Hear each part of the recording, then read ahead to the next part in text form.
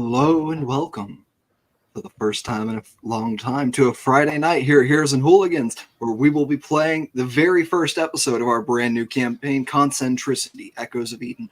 With me tonight, I have a cast made up of some of my favorite people to play with. We've got, of course, Hooli of Heroes and Hooligans playing Yekruda. We have Mags playing Archimedes. We've got Vinny playing Mark Swank Gedge, or MSG for short. And of course, the cool, calm, and collected Gabby Below playing Aurora Everard. Thank you all for joining me tonight. I am so excited to dive into this world with you. Any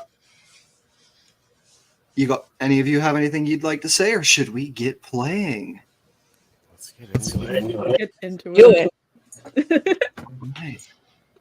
We move from the outer reaches of the solar system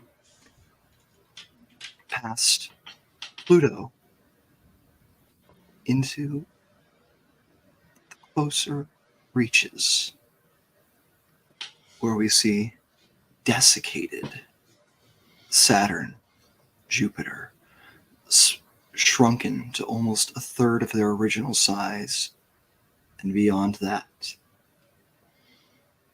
Mars. Though not a Mars we recognize, this one appears to be covered in green. And then just a few thousand miles away, we come to the edge of the solar shell. A massive project that encapsulates the entirety of the inner solar system, with Earth at its, though not technical core, certainly spiritual. Although none of you know it by the name Earth, you all know it as the world of Eden. Passing through the great metal sphere that surrounds it, we come to a planet twice as wide as it once was, from the stacks upon stacks upon stacks of buildings that have covered the crust and filled the interior of this sphere. We move first to a lovely little diner.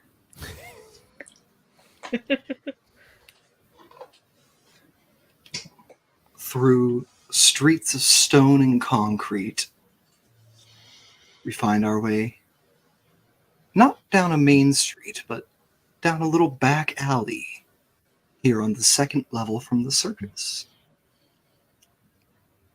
Mark, would you care to tell us a little bit about your diner? Well, it's a bit of a hole in the wall. It's a bit of a dive that you have to know how to get to, or know a person to get to it, because of the maze that is the cityscape. And it's called,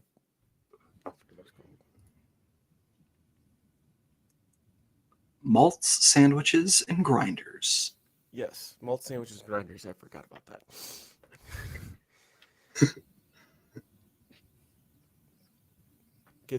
We move and we make our way through the doors of MSG's MSG.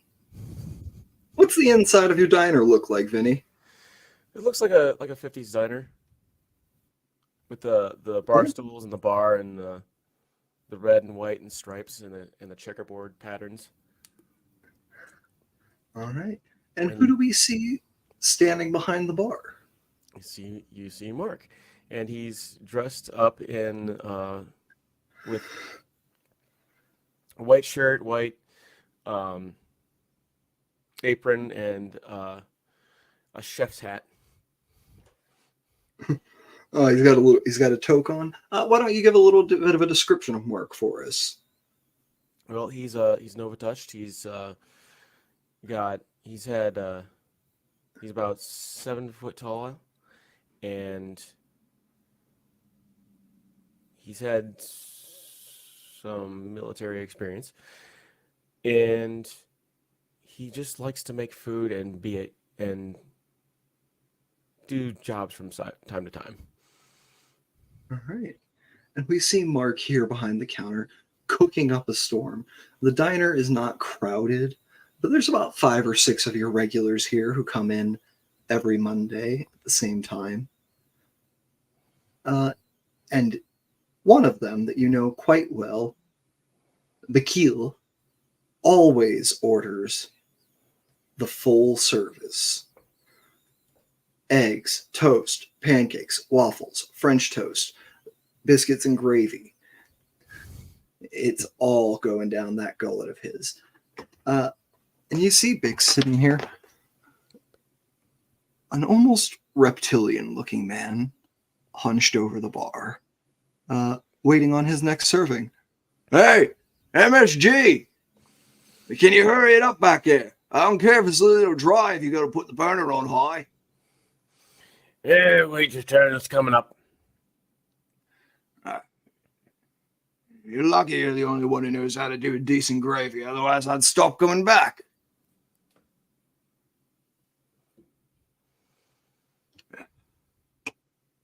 Anyway, how's business been? Doesn't look like you got many new customers in the past while.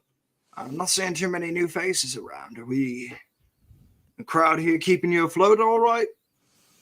Oh, I'm doing just fine. I like my regulars the way they are. A little bit irregular? Well, if that's the case, the bathroom's right over there. Hey, that partner of yours told me I wasn't allowed to use the bathroom here anymore after what happened last time. Well, don't blow it up. Hey, it's not my fault that I had a detonator in my pocket and well, okay, I guess it is my fault that I had a detonator in my pocket and forgot about it, but mistakes happen. You should know. Yeah, Your mom made a big one with you, didn't she? What was that? I'm just fooling around, Gedge. Better be. Otherwise you ain't getting this meal. Hey, I paid my chits for it, didn't I? You did. You'll be getting your food. All right. And you see he hunches back over, and you see he actually flips open a little data pad on his arm and starts typing into it. Would it be possible to see? Would it be possible to see what he's typing as I'm serving him his food? Yeah, go ahead. Give me a little perception check. Make our first roll of the campaign. Perception. +0. Yeah, it's a 13. A 13? You're trying to catch a glimpse without making it obvious that you're catching a glimpse. You see a couple of things that he's typed out, but most of it appears to be being typed. It looks like he's coding. It looks like he's programming something. Typical thing. But you catch a reference to a Boris project. Notepad to note that down. All right. And as you set his food in front of him out of your back office here in the diner, because you're not a big enough business to have separate offices, your dear friend Zoran Zoth steps out. Hey, Mark. Yeah, double Z. Hey, when you got a second, I know there's some people you need to take care of, but when you got a second, can you pop back? We need to chat about something quick. Yeah, I'll be right back there. All right, thanks. And he ducks back into the office, closes the door. Zoth doesn't interact with the customers very much. You're very much the face of the restaurant, and you're the face and the talent. He's the brains and the common sense. But you see already, your Bix is wolfing down this food. He's, I'll tell you what, MSG. You ought to get one of those carts that they're always running around the upper levels with. I hear Technoblock's offering grants to start one up if you'll work on their campus. What car are you talking about? Hey, you know, the little food carts. Oh, no, I'm just fine right here. All right, I'm just saying I'd be here more often if it wasn't such a trek. You know, maybe you could come to me instead of me having to come all the way out here to the second level to see you. The journey's always the best part. Yeah, journey's the best part till you got to make it on your only day off every week. That's what makes it worth it. Have you thought about going 24 hours at least, getting another cook in here or something? I haven't met anyone that can keep up with me. They ain't got to keep up with you. They just got to keep up with whoever's here late, whoever wants to be here late at night. I mean, I get it. Quality's your whole thing, you know. Make miracles with cheap ingredients, but you know, sometimes you don't need a miracle, Mark. Sometimes you just need good enough. I hear what you're saying, but we'll see. Yeah, you know, hey, it's your restaurant. Who am I to tell you how to go about your business? Just, yeah, I just wish I could get it more. A lot of people do. Speaking of wishing I could get it more, can I get another rasher of bacon? Coming right up. All right. And this goes on the all-you-can-eat tab, yeah? Yeah, I'll pay for that buffet membership for a reason. Yeah. Actually, I'll get your bacon in a moment. I gotta go talk to Double Z. All right, yeah, it'll take me a minute to finish up with the biscuits. I ate too much of the gravy. Now the biscuits are dry anyway. Can I get an ale to wash them down? Mark goes over to the tap and pours him a brew. Hmm? Slides it over to him. Enjoy. Yeah. Oh, God. You make great biscuits, but on their own, drier and shit. Make that Solaris desert look like a fucking waterfall. And I do keep coming back for more. I don't fucking... All right, yeah, you go talk to Double Z. Hey, you don't get to call me that. You go talk to Zoth. And I head back. All right. You head back. You see Zoran's already typing away on the computer. He's back in his workflow. Crack the door. Mark, come on in. What's up, Double Z? What's going on? So I hate to say it while he's here, but that all-you-can-eat plan with Bix, it's killing us, man. He is a bit of a black hole, yes. He's literally a black hole. We may have to go. We may have to add additional fees per pound of food. See, that's what we should have done. I told you that's what we should have done to start with, is charge by the pound. You know, then we might lose a little money on the meat and stuff, but we'll gain it back on those biscuits, man. You can make a pound of biscuits for, 2 creds. I hear what you're saying. I'm picking up what you're putting down. And then, hey, look, what it comes down to is we got to make some kind of cut. Like, we're still in the black, but, like, we're barely in the black, you know? We might need to hire another cook or start a food cart or something. I'm not terribly invested in the idea, but we might have to if that's I mean, the case with the profits. I mean, we could do like a second location, maybe too, like or a 24-hour joint. You know, planet doesn't sleep. Why should we? It's not like I sleep already. I swear, You know that. I don't know how your heart is still pumping after all that caffeine. Well, I've been thinking about actually going into the consortium and having it replaced. You know, our pension, like my pension runs out in a couple of years, but while I'm getting it, it's half off upgrades. I'm not one for having hackable parts of my body. You do. Oh, that's the neat thing they say with these new hearts. They're not hackable. They're not computerized. It's just they've got a perpetual fan blowing in there that moves the blood through.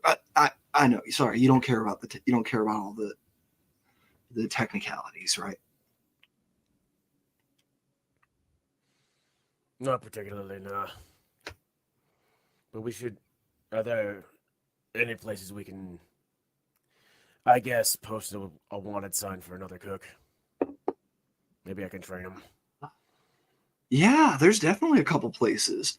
I could put the word out in the in the Legionnaires Club too. See if we can get Some old members, yeah.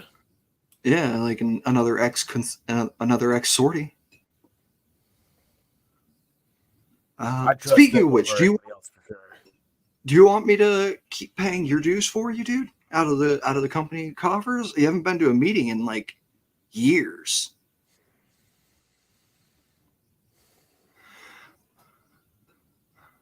Yeah, better. I feel better to keep that up just in case. Okay, yeah, no problem, dude. There's we've got a golf outing this Friday. You want to come along? It's the dues pay for it. I never gave golf too much mind, but I can give it a try. See how it goes. Oh, see, that's the fun thing with going with a bunch of other sorties. Nobody's given golf a good try because we sure as hell couldn't afford it when we were serving, could we? I didn't have time for anything. No. But yeah, I'll get you on the list. It'll be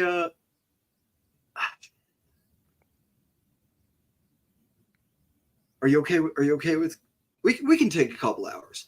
We can close. It's in the afternoon. No one's coming in between 2 and 4 anyways. We can close down for a couple hours. Yeah, that's usually between lunch and dinner rushes. Yeah. Yeah, dude. It'll be good to hang out. See some of the old crowd and get some time together. That's not in my office or in our office. Yes, our office.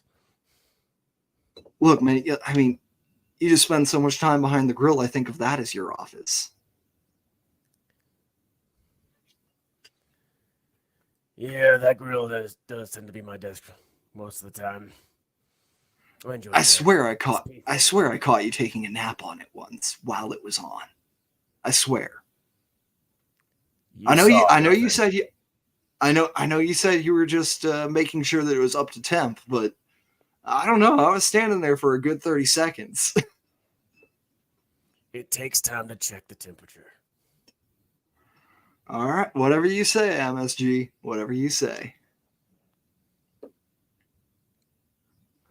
And we are going to cut out of MSG's MSG and make our way over far across the city into the inner ring of the Technoblock Consortium's residential complex itself, where we see a beautiful home, a home that is not on top of or underneath another building, but is instead a quaint little Victorian townhouse standing on its own. And we move into the home of Archimedes' parents. Archie, go ahead and introduce yourself to our players as we see you, or to our players and our viewers, as we see you here talking and having a nice little tea with your mother and father. Well, first off, Dr.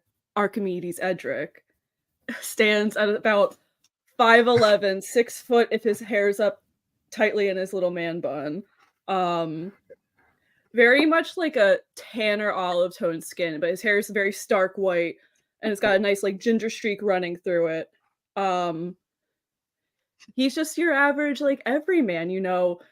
One day you're getting your PhD in mechanical engineering, and then the next day you're just running a chop shop out in the outskirts of town. So Yeah, you know, things happen. And go ahead, let's introduce us to your parents a little bit too, as well, if right. you'd like.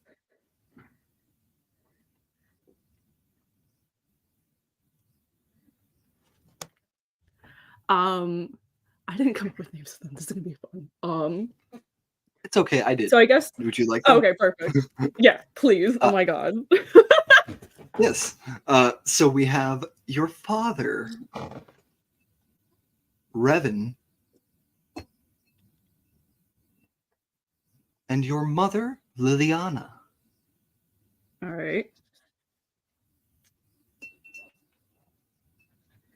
And I feel like they're all just kind of like just sitting in the parlor. Like Archie's kind of got like the nicest clothes that he has that he can kind of afford. So he doesn't look like too out of place like when he's like in the inner circle or the inner ring. So he kind of looks like he belongs, but he kind of just like you can still he sticks out a little bit. Like he's still got like the grease stains on his face. Like his hands are still a little bit calloused. Yeah. I'm sorry, his other arm is like half cybernetic. I forgot about that. It's very just like rusty, like almost falling apart at the seams, but you can't really tell when he's wearing his nicer clothes because he tries to hide it so well. Yeah. Yeah, I think maybe this is the outfit that you bought for yourself for graduation a couple of years ago. Sure. It's a little too small. It's a little too small now as you've begun working in a shop full time, lifting and moving. Yeah, breathing's machinery. a little tight. Breathing's a little bit of a chore.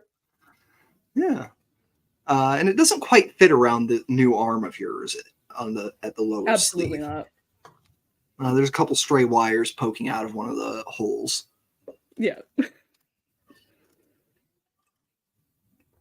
But yeah, you're sitting here. Your mother Liliana says, "So Archie, how are things going with the shop?" They're going as well as they can be, Mom. Thank you very much for asking. You know, business is going well. You know, we're starting to ramp up a little bit. Everything's going as well as it can be right now. Oh, I'm so happy to hear that. Oh, you said business is ramping up. Did you get a contract, or is it just more like independence? Oh yeah. I found a new partner to kind of just help me with finances for a little bit. You know, like things have been a little tight, but you know, with a little bit of help, like I feel like things will really start improving for a little bit. Oh, I mean, well, it's business. I'm so glad that you've business. I'm so glad you've got a friend who can help you, Archie. Yeah. Yeah, it's been good. Are they nice? Yeah, they're nice. Yeah. You can say that. Yeah. A little bit of a stickler, but they're good. You should bring them around sometime. Yeah. I'd love to meet your new partner. For sure. Definitely. Yeah, that I'll see when they're available, and we'll try to get something together. Yeah, I'm sure you're both very busy, you know. Yeah. Running a shop. I'm sure it's hard to get both of you free at the same time. He's got the hands on all my books right now, so we're just trying to figure everything out while things are still a little like rebuilding, you know. Oh, is he an accountant? He's like helping you he's helping you fix the books up? Yeah. Oh, that's amazing. Definitely. He's good with the numbers. You see your dad is sitting there at the table, sipping his tea and just kind of looking at you. Archie, go ahead and make me a deception check. Fuck.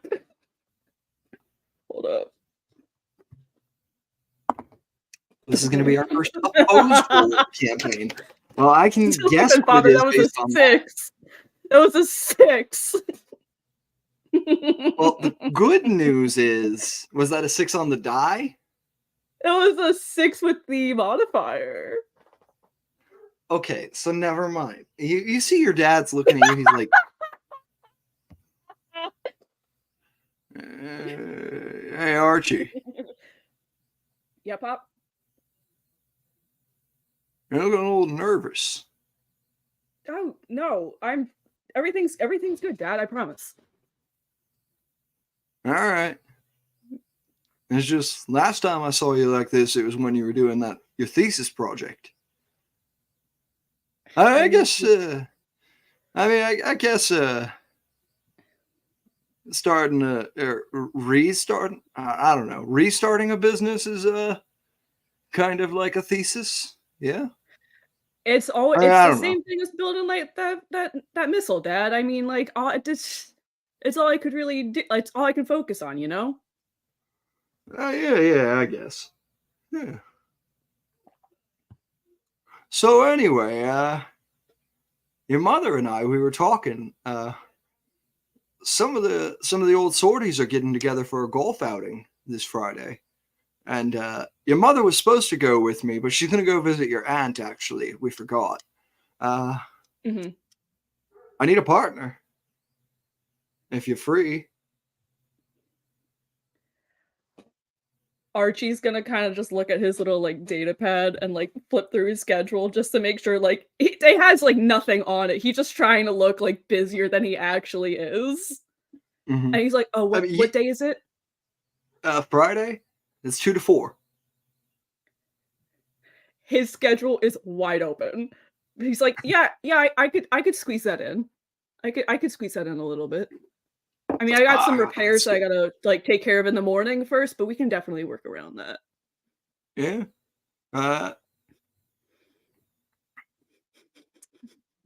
Speaking of repairs, your arm isn't looking too hot, kiddo. Oh, this I'm just when I get the time and I get like newer parts that I can just kind of like not have to set aside for like the client's dad, like I'll get on it. You know, they had this saying when I was running drop speeders for the sorties. You go put your own breathing mask on first. Yeah, I mean, if your arm falls off, how are you gonna fix other people's shit? You know. Well, I still got the good one, so. Archie, you're right-handed. I mean, sort of. I guess you don't really have your right hand anymore, but I mean, the brain's still wired that way, and you know the neural. I know enough about it. I know my basics in engineering. Pop, I know I'm not a doctor, but I got my master's degree. I understand, and I know you're just as capable, but I've got everything under control. Everything's fine. The business is great. Everything's fine. Everything's too perfect, Dad.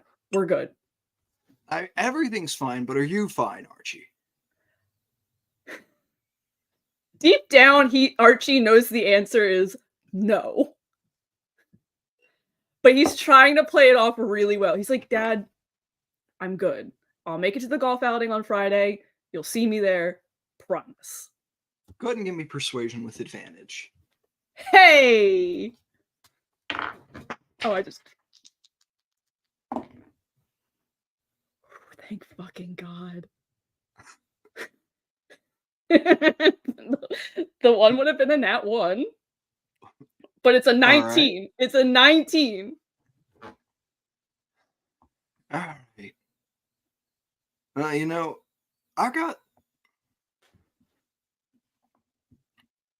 when do you have to get back to work? In about an hour. Great. Why don't you and me go in the garage? We won't do any actual work. We won't do any actual work, but we can do a little blueprinting together. It's been Alright. a year. You hadn't even gotten your bachelor's yet last time we did blueprinting together. I know. It's been a while.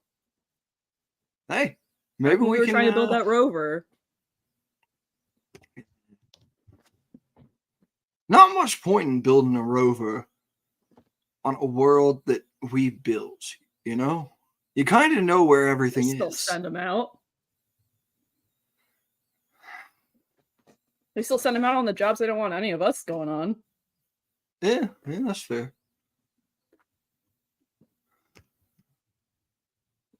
Wish they'd just hire someone to do it instead of making it a graduation project.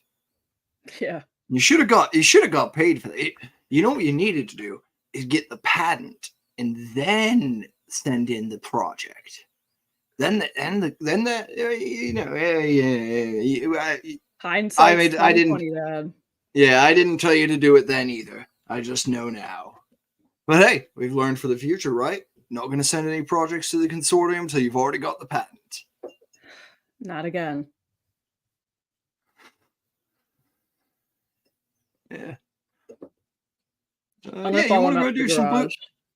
Yeah, let's go do some blueprinting. And your dad is going to give you the help action and a D6 Alright. of inspiration. Go ahead Yay! and make a technology check for me. Ooh. Please. Alright.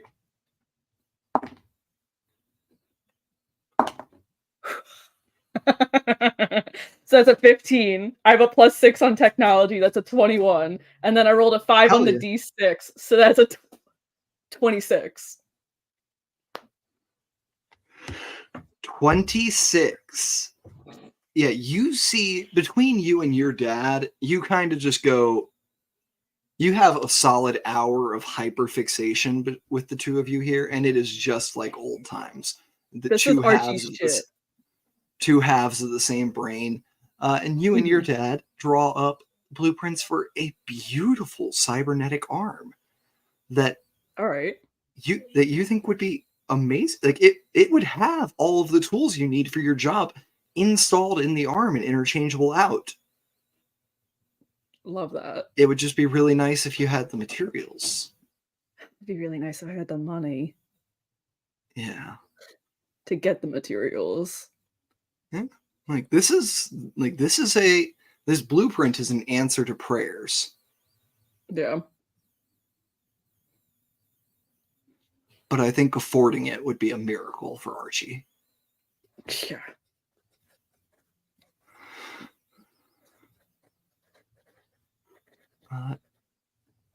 And you leave from your parents' townhouse. As you walk out of the house that you own, how does Archie feel as he heads back to the little apartment over his shop that he doesn't? He's definitely breathing a bit heavier. I mean, I love seeing my parents. I really do. Archie has a very solid relationship with both of his parents. But just like the facade of being like, yeah, everything's great. Like it's a lot.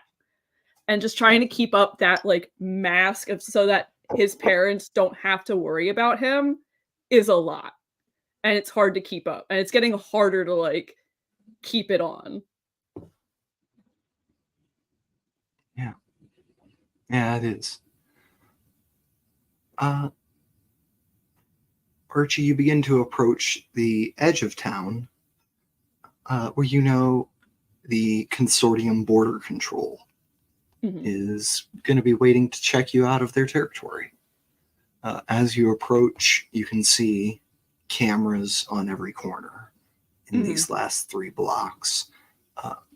Armed guards, almost all of them at least twice as cybernetic as yourself. Yeah. With polished suits of armor, gleaming chrome arms, beautiful eyes that you can only tell are cybernetic because they don't turn to look at things. only the pupil shifts. Yeah.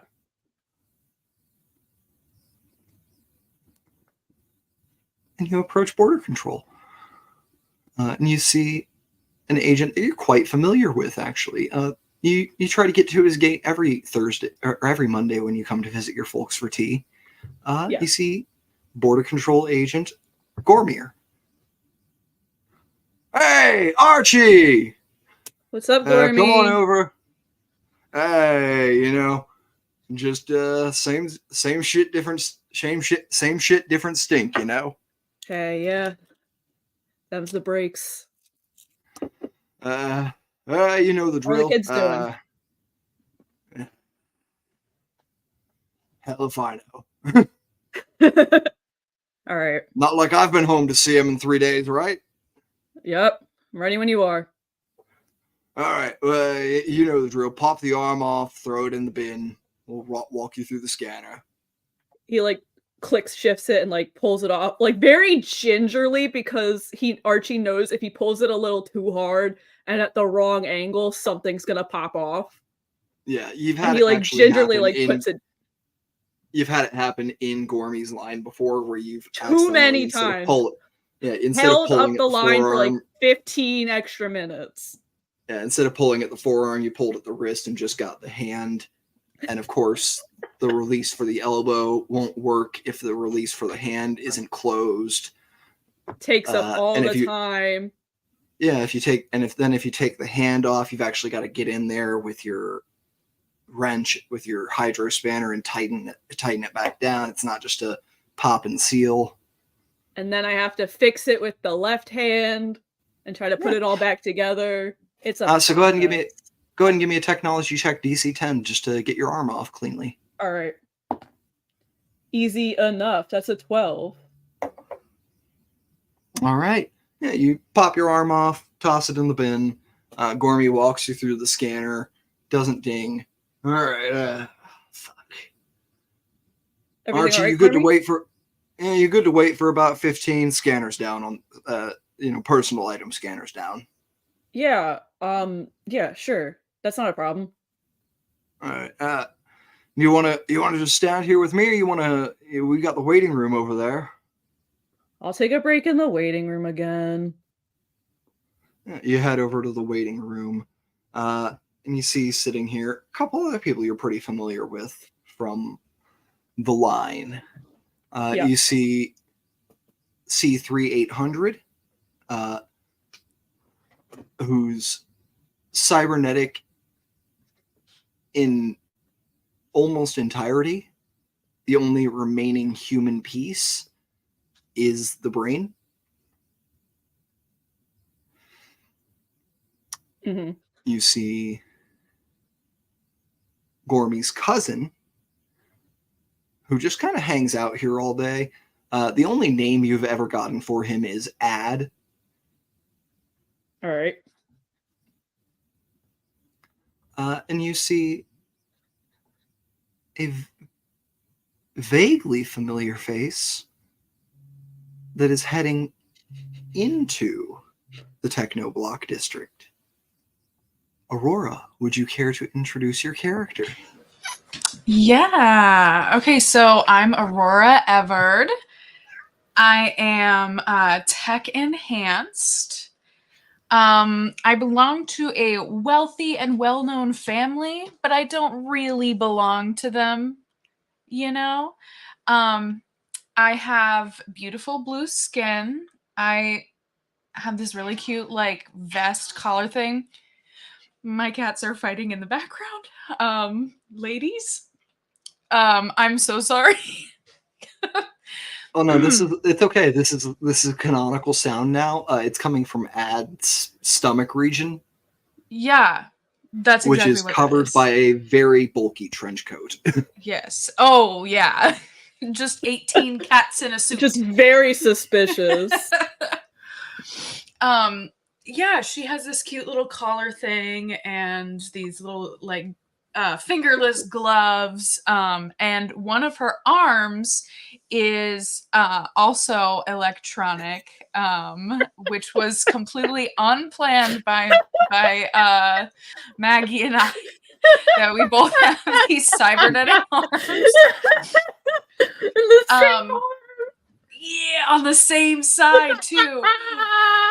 But I got mine replaced definitely on purpose, but I tell other people a different reason why it was replaced every time. Like gruesome accident. Oh, I lost it in a bet. I was born without one, stuff like that. So, yeah, she has family in Technoblock.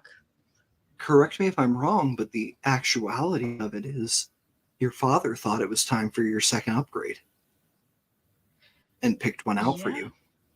He did.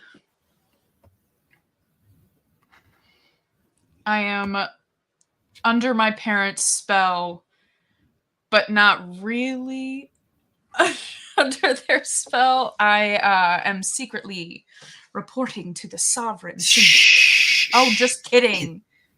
It's a secret, remember? No, I'm kidding. To the audience? No. But yeah, that's me. I'm a consular and I'm a sneaky wench.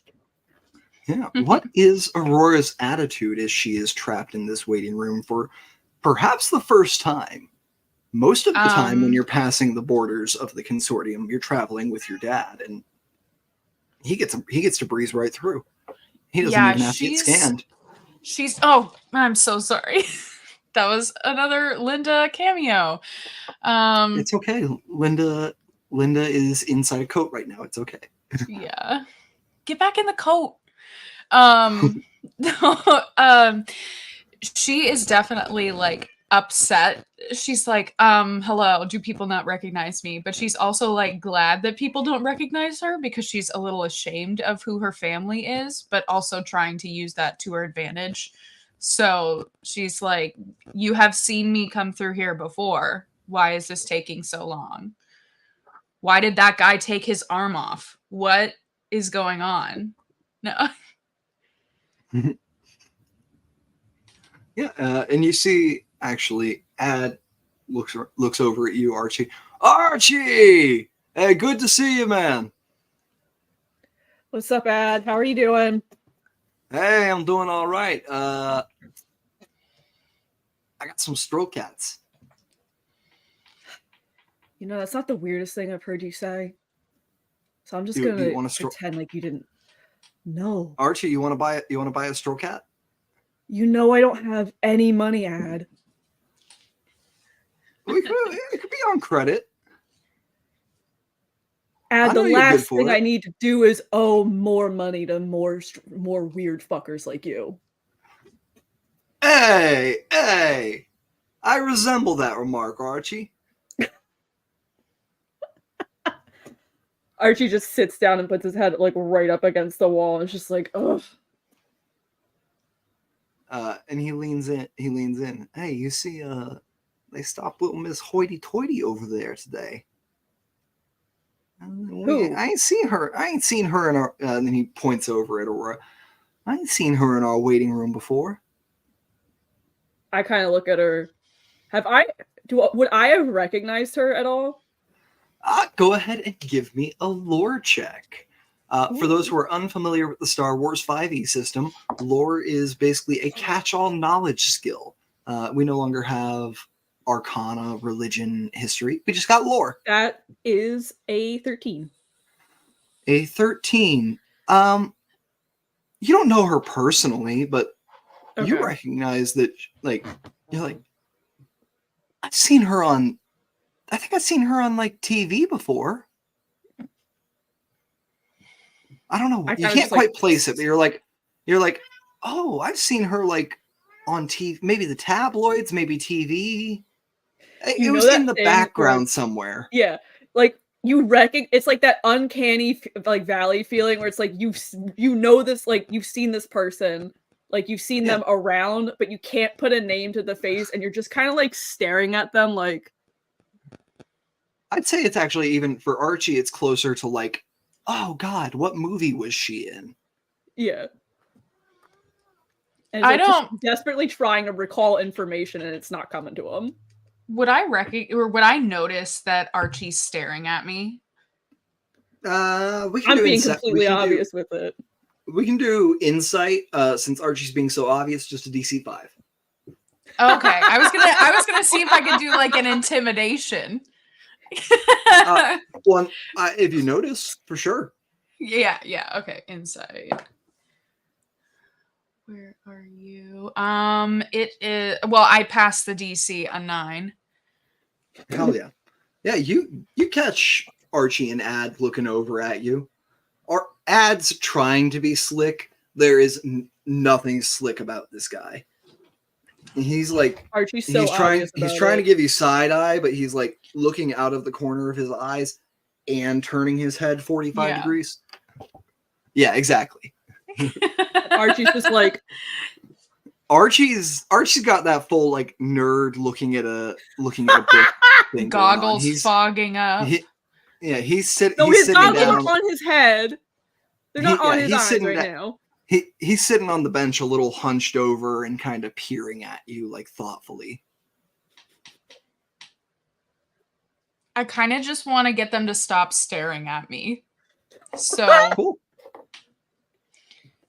Could I do an intimidation just to make them look away? Yeah. What are you doing to be intimidating? Staring directly back into their souls, knowing that they're staring right back at me. A staring contest. Give me that intimidate check. For Ad, it's just going to be DC. Ad's been around the block. It's DC 15 for Ad. Archie, you can set the DC, or you can roll a Wisdom saving throw and set it that way. Also, can I use guidance? Yeah, I'd say this is a planned action. You can guide yourself. Okay. And I think your guidance is you tap on the data pad that's installed in your arm and look up silent intimidation techniques quickly. Yeah. That's an 11. I got a 19. Well, fuck. Yeah. You see Ad doesn't actually look away from you, but does just full turn to face you. And it's like, hey, I don't want no trouble. I don't want no trouble, Ms. Richie Rich over here. You know, it's all good. Then stop staring at me. We're just not used to strangers around here. You know, it's the same people who get stopped every week most of the time. Archie's now just kind of like silent and staring like a little doe-eyed. Like if he does anything else, he might actually piss his pants a little bit. A little, not a lot, just a little. Yeah, Aurora's definitely like continuing to stare them down. Like, I'm just trying to get out of here and stop staring at me.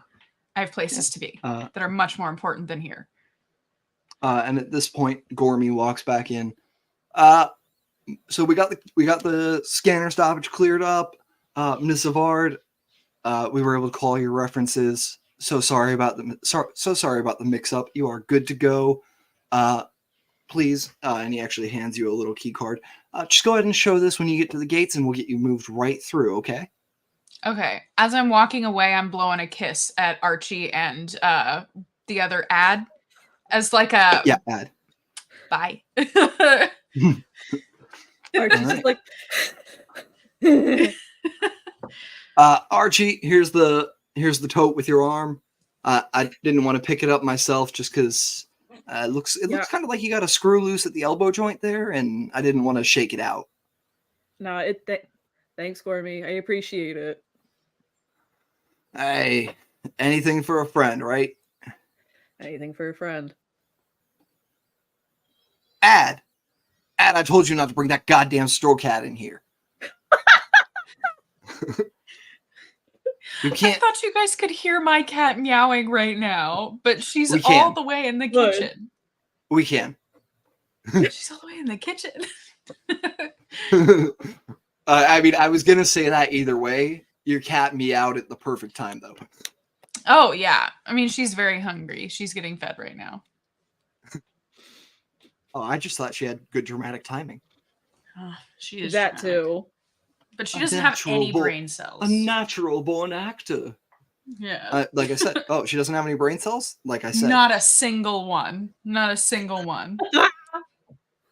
I refer back to my earlier statement, a natural-born actor. Oh, that was really Burn. good. No.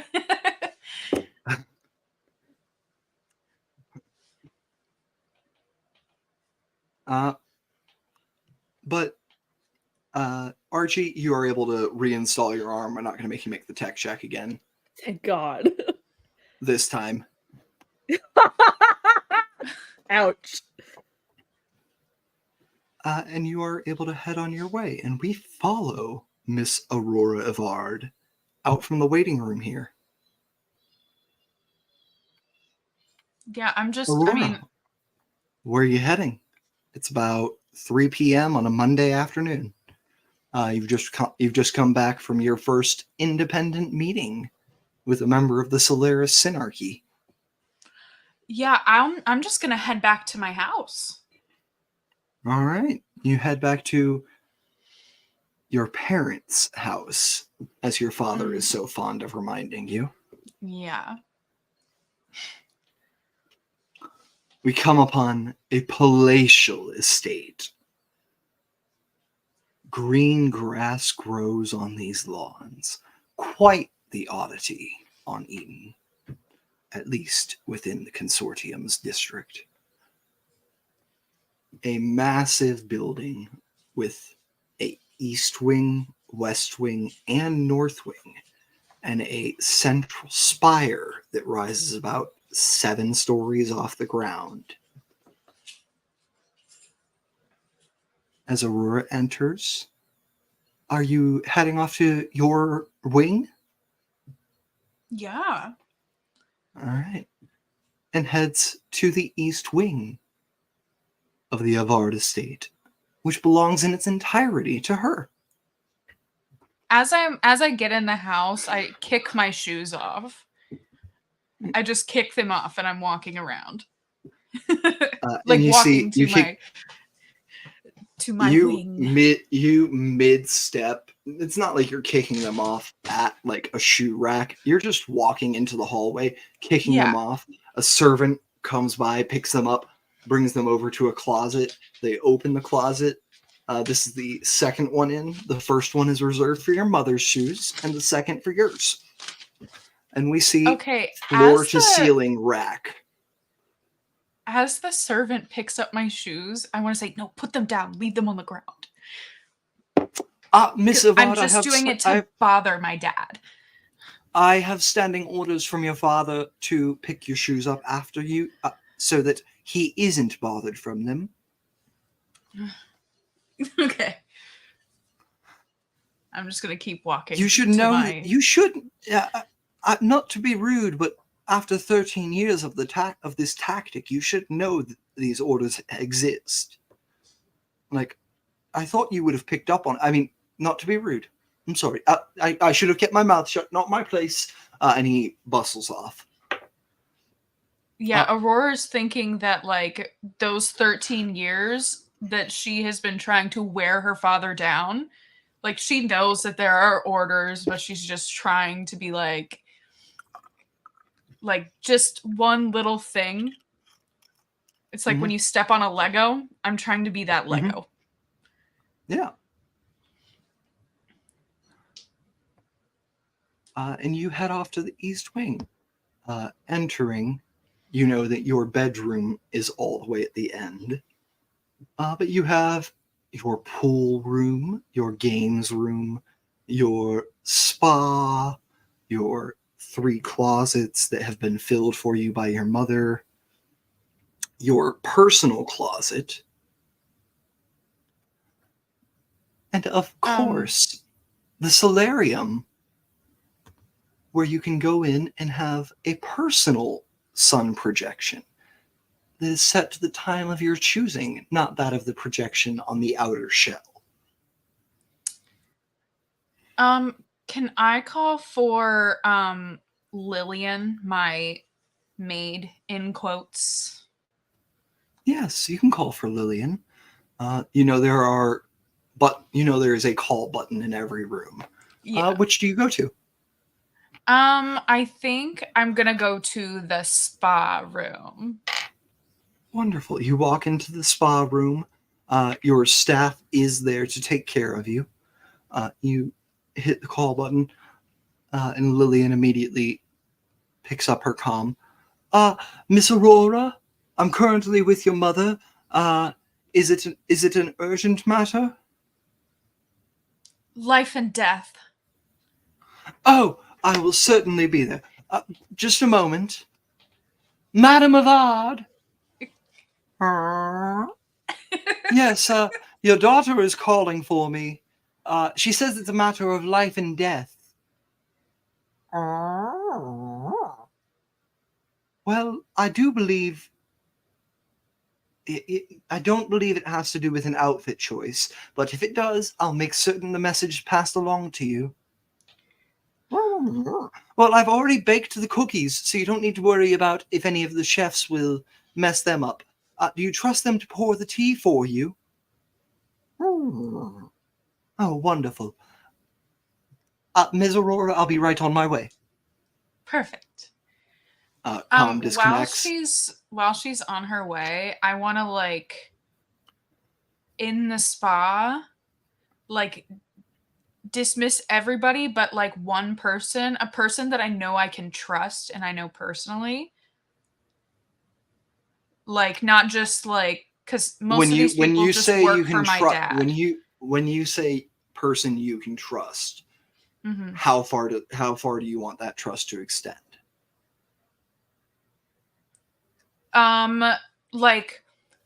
There is distrust in the rest of my family, but they're sticking around still for me. Someone who is... Yeah. Yeah.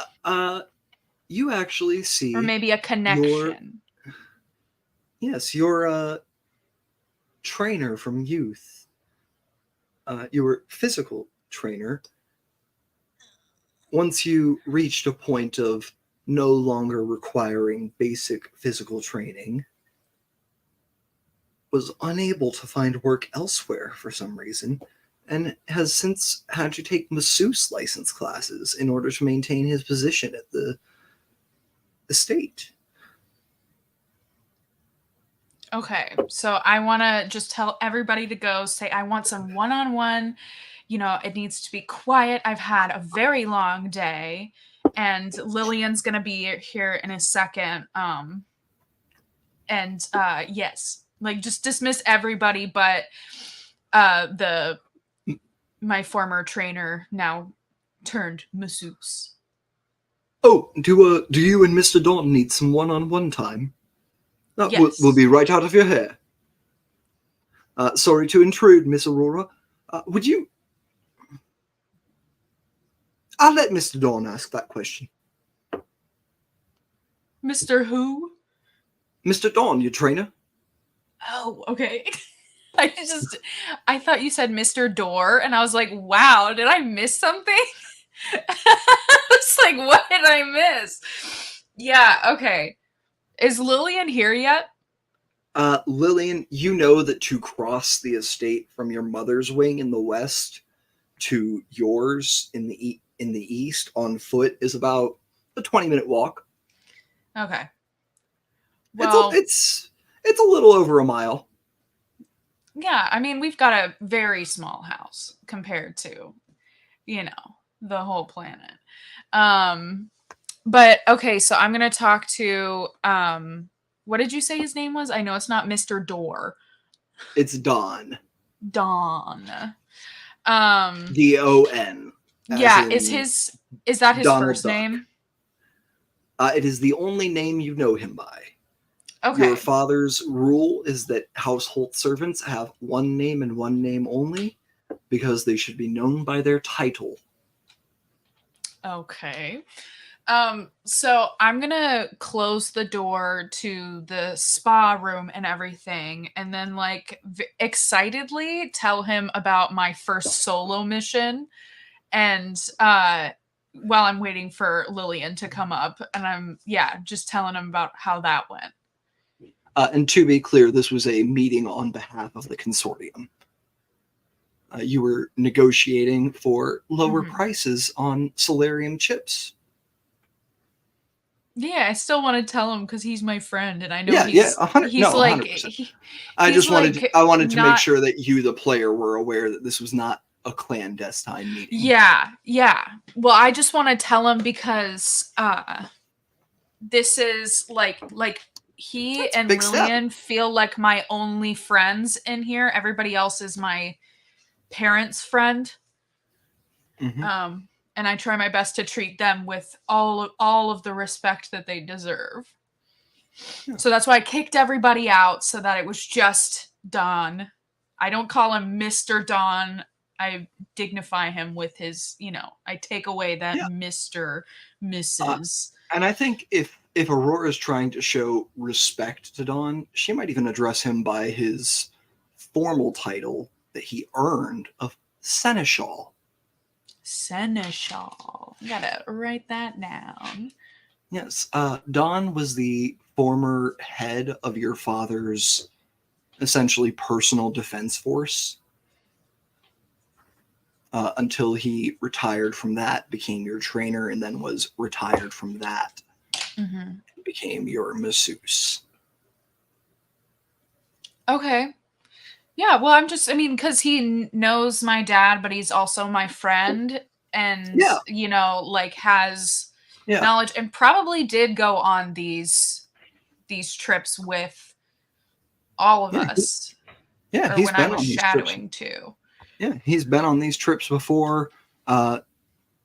Seneschal Don is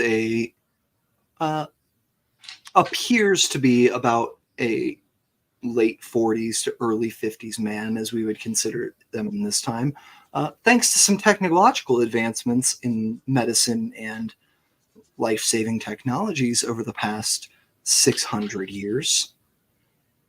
The average lifespan for a human has expanded to 180. So Don to actually be about 85 years old. Looking good. Salt and pepper hair, short silver goatee, tanned skin, beefy dude. Like, you can tell he still keeps up with all his old guard duty routine, but not the player character, me. Just thank you for your service, Silver Fox. So, Aurora, I'm really excited for you that you got to go out and do some work on your own. Yeah. I'm glad to see that your father's finally stepping back from your career a bit. I know it could be a bit stifling for you. Yeah, it felt so much less overwhelming. And I know he doesn't, I think he trusts me. I think that's why I'm going. But part of me still feels like he's looming over me. Well, your father...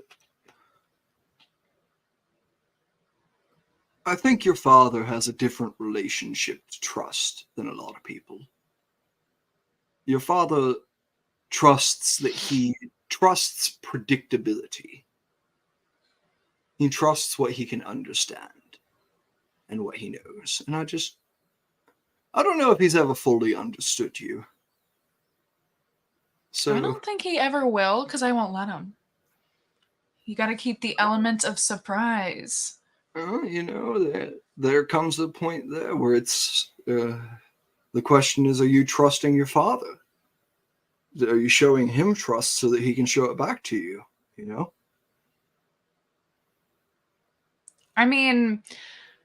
My character does not trust my dad.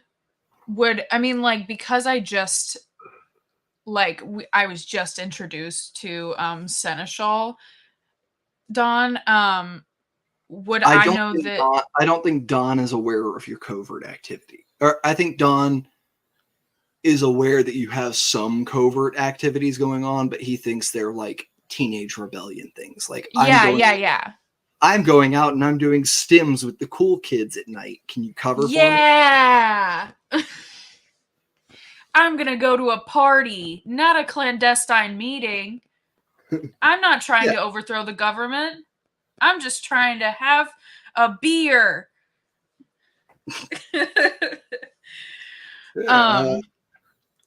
So you yeah, were meeting with the Synarchy. You were meeting with the Synarchy then. Yeah. I bet that was fun. I've always thought they were a bit one-track mind for me, but you know, they do a great service for us all, providing the solar chips, and it's good that you hear they started an outreach program in the lower levels. Actually, yeah. Oh, I bet that was what your meeting was about, wasn't it? Yeah. Outreach. I mean, me as a character, I'm learning all this stuff right now. So yeah, you as a character are learning this right now. Or no, me as a human. Yeah, you as a Sorry, player. Yeah. Yeah, as a character, you would know. Yeah. No, your meeting was about negotiating a lower price for the chips that the consortium buys in bulk each year. Yeah. Okay. So yeah, I mean, the meeting went well. I think we settled on a new price. All right. Yeah. So it wasn't about the outreach program. Oh yeah, it was. Maybe I shouldn't have said anything. I'm sorry. Your father was in here getting a massage. He says to apologize for him for using your spa. I guess a hot water main broke over in his.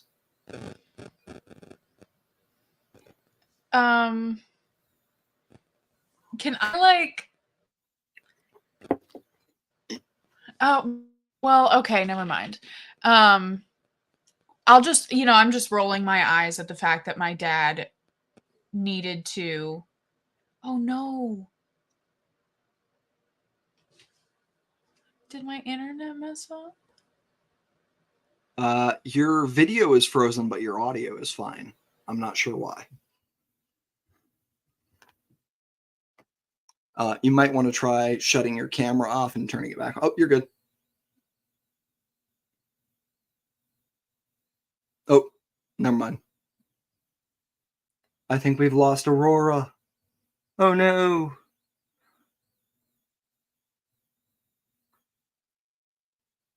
Oh no, and the next person I was going to cut to isn't here either. Oh no. Oh, thank God. The next person I was going to cut to is here. So while we've lost Aurora in Quantum, oh my God, we have 3 Auroras. You're back. I'm so sorry. I don't know what happened. You're absolutely fine. You're absolutely fine. Technical difficulties happen. But I'm glad to have you back because I was not quite ready to cut that scene yet. At this point, you hear a rap on the spa door. Ms. Aurora? Lillian, come in. Come in. Yes. And you see Lillian opens the door. Lillian is a lovely young-ish woman. She's in her late 40s. Looks to be about 20s to 30s-ish. And like all of the servants in the house, has a cybernetic enhancement that runs from her right eye and wraps around the back of her entire head.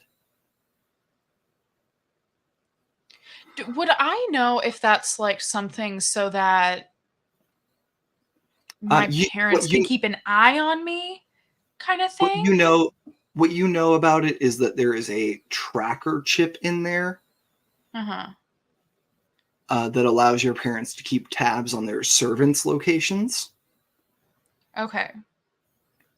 And that the enhancement to the eye itself is that it can see into the infrared spectrum, the ultraviolet spectrum, and so that it can see Solarium being enacted upon others. Okay. So essentially, it has a what in this universe it would be a detect magic effect. Yeah. See infrared, see ultraviolet, and a tracking chip. Okay, but it's not like there's like a security camera type thing where okay. I just wasn't sure. Fortunately, in-eye cameras used for security were outlawed by the last convention. Oh, love that. I wanted You do know that while you were growing up, they were legal.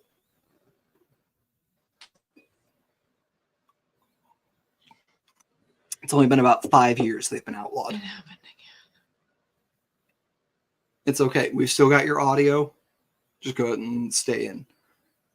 Your video is just slow and laggy. Your audio is fine.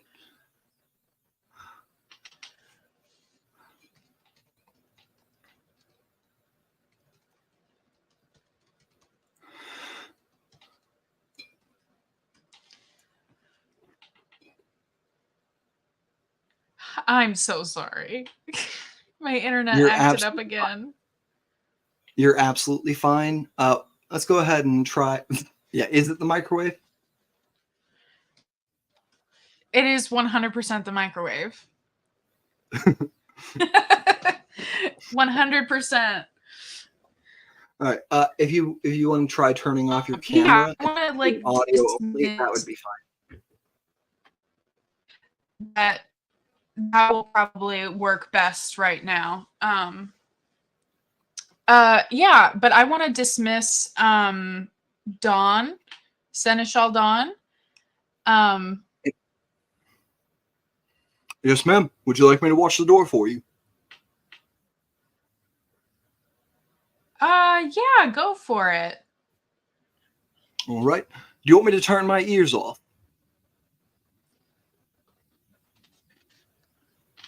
Oh my gosh, the microwave again. I'm so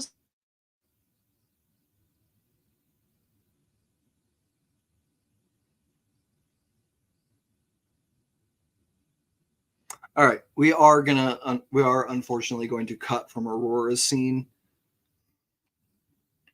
does not happen often. That's all right. We will cut from your scene and come back to your meeting with Lillian here. Yeah. And we'll actually go ahead and move to a much different part of town. We are not moving across the world.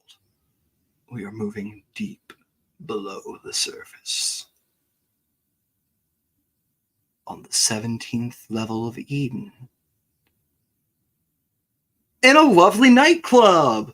Music is popping. People are dancing. Everyone is having a good time. There are little baggies of stims being passed to and fro. The music is doo-doom, doo-doom, doo-doom, doo-doom, thumping. And we see Yakruda dancing. Yakruda, go ahead and introduce us to your character and let us know what you're doing, what your dance looks like, and make me a performance check. Yeah.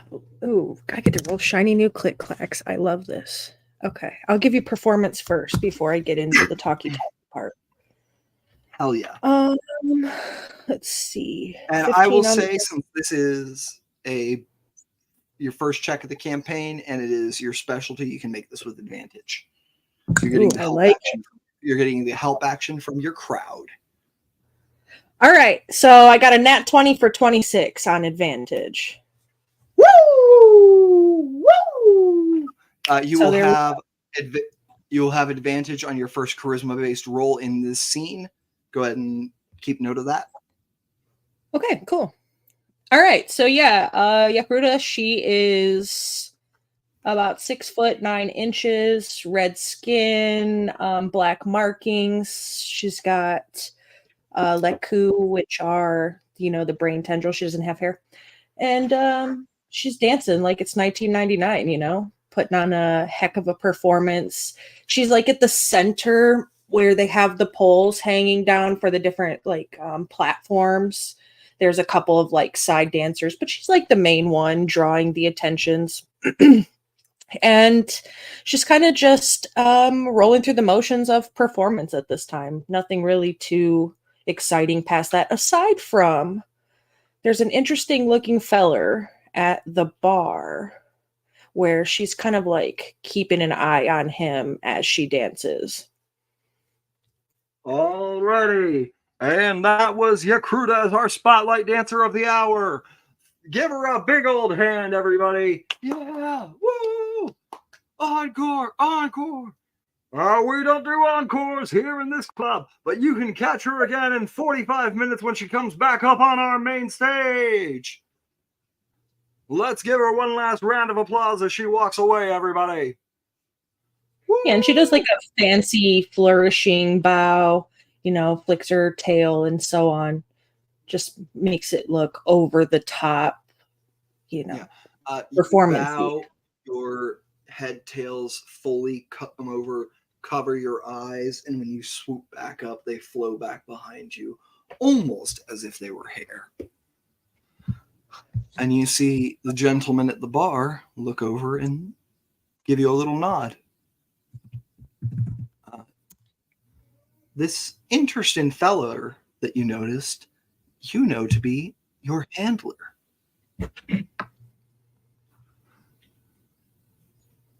One Grumash Darkarin. I'll send the spelling in our back chat for you. Yes, please. Please. Grumash is a massive man.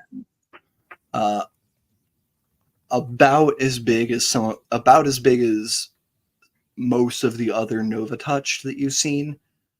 Pure human. No tech enhancements.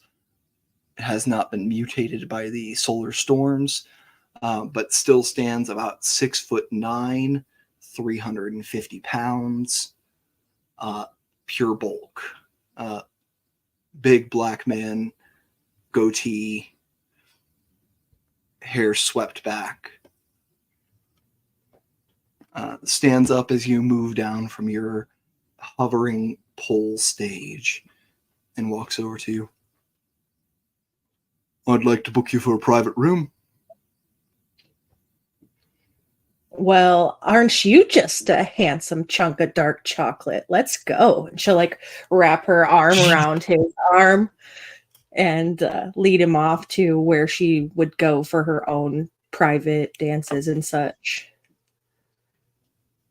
Hip sway, you know, totally exaggerated movements, all of that as she moves through the crowd. Oh, you're Kruda. You don't have to dance with him. I'll give you twice as much. Make it 3 times and you can be next. I'll send you the credits now. And you see your fan swipes along his data pad. You get a ding on yours. Credits sent. I like. So mine. I'm up next. Yep. She just Wonderful, kind of winks wonderful. at him and blows him a little kiss.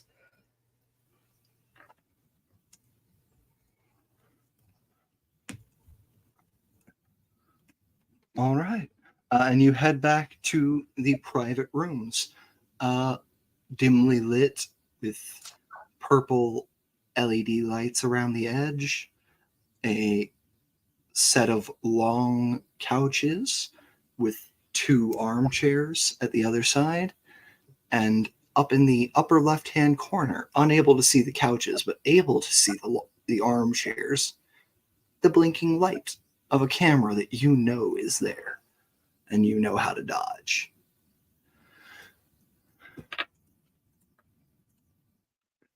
And you said like she knows him as her handler. Yeah, this is your handler. You've worked with him many times. Okay. Yeah, so she'll like take him in, shut the door.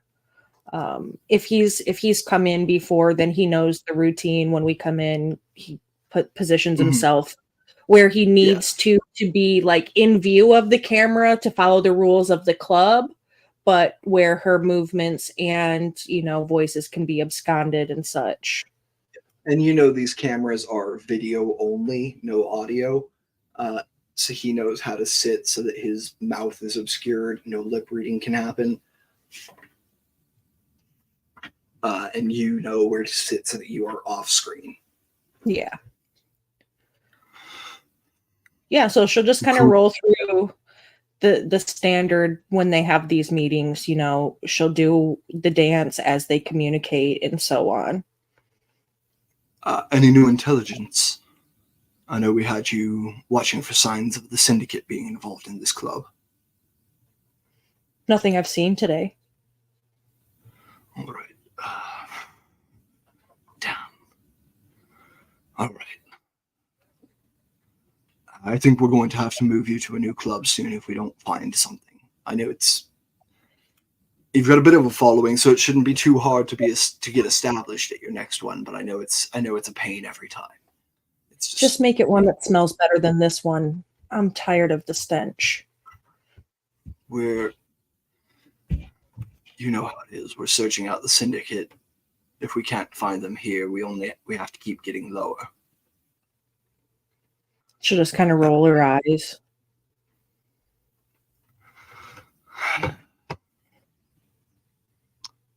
There's a place about 2 levels down. I think I'm going to send you. Unless, I don't know. Do you think you're ready for proper field work? Not just listening in, but throwing a little bit of lying in there yourself? It would be much more entertaining than just listening and watching. So yeah, please. I've trained for a long enough time to be able to do such, so we're just wasting resources at this point. We don't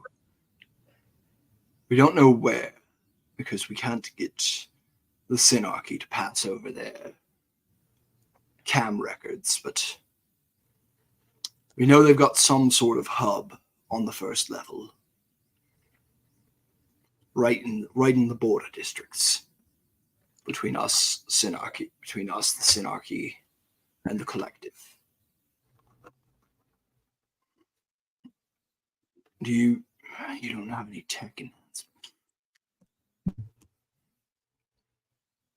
All right. You ruined my complexion. I know. All right, Yuck.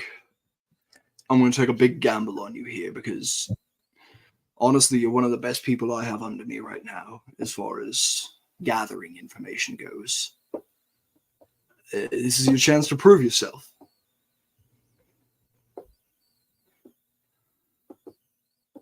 We've got a wrecked A10 I'm going to hand over to you. It sounds like wherever this hub is, it's a repair shop for their shall we say frontline operatives. Okay. I'm going to need you to find someone who will service an unlicensed A10. That'll be your in. And then you come back to me. Yeah, you come back to me on whether or not they're syndicate involved or if they're just a shoddy contractor. Yeah. Okay. Yeah, that shouldn't be too difficult. I don't expect you to get it right on the first time, just to be clear. Like, it's high pressure but low pressure, right? You can gamble on a couple of places and get it wrong, but this would be a big win for us. You know, if we can track down a shop they've got on the first level, everything on the first level has got a money trail. We follow the money. We find the bastards. As long as it's not being laundered through a corporation front, then yeah, of course that works. You know, even corporations have to pay their taxes, yeah? Fair point, but And doesn't nobody know corporations better than the consortium? Ain't that right? And you see he reaches out to pat you on the back. Like he stands up and reaches out to pat you on the back immediately. It's like, wait, wrong gesture for the moment. We're on camera. And tries to pull you closer and is like, all right, now scream at me that there's no touching. Kick me out. yeah, she will like smack his hand away and do the whole like, oh, even though you're so handsome, you're not supposed to put your hands on me in that way, you know, sort of thing. He puts his hands up like this. He's like, all right, I didn't mean to break the rules. You're so tempting. Fully in view of the camera now, so people can lip read. Yeah. I'm sorry. I'll do better. I'll be better next time I come. All right. All right. Well, we're almost at the end of your dance time. Do you have the package you were supposed to bring to me? And she sort of like narrows her very like amber yellow colored eyes on him. Oh yeah. Here's your creds. And he sends you credits. And you know, in the amount of credits that he sends for the tip, there is a code for a dead drop location. Basically, he pays the standard price, and then his tip is coordinates. Okay. Perfect. And you see it is 120. It is 127.30, which you know means 30th level, block 170.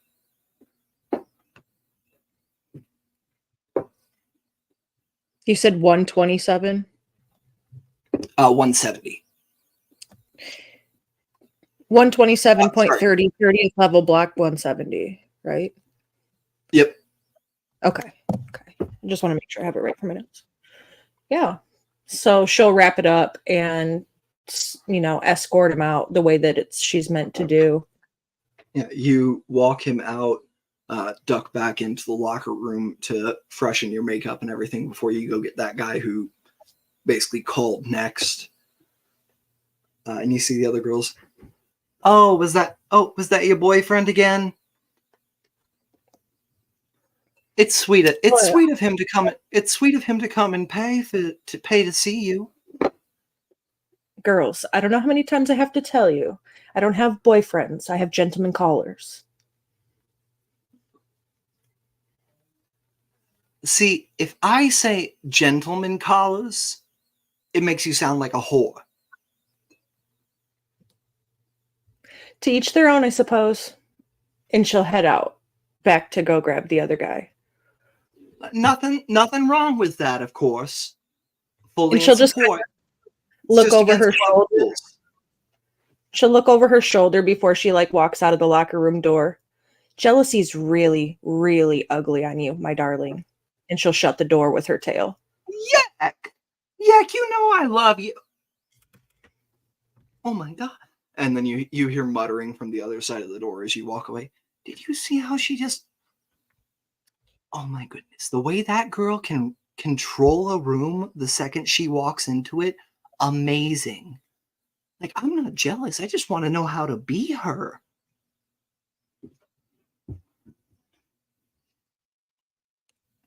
And you walk out, take care of the customer who reserved the next dance. No intrigue seems to come your way tonight. Doesn't seem like there's anything really going on in this club that would be of interest to your employers, at least. Yeah, sounds about right. Typical night, no information. So yeah, she'll just work. We're gonna actually cut back over to Archie. Or sorry, Dr. Archie. Dr. Archimedes Archie Edric.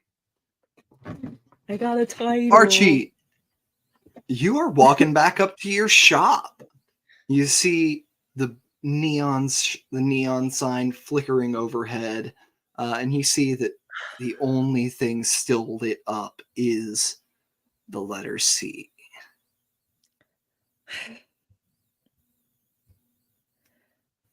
Not this again. And you hear from across the street,